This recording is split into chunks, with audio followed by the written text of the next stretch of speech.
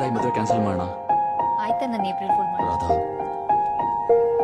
ನನಗೆ ಚಿಕ್ಕವನಿಂದ ಇವತ್ತವರೆಗೂ ಯಾರಿಗೂ April full ಮಾಡೋ ಅಭ್ಯಾಸ ಇಲ್ಲ ರಾಧಾ. ಮತ್ತೆ ಹಳೆ ನೆನಪುಗಳು ತುಂಬಿಕೊಳ್ತು.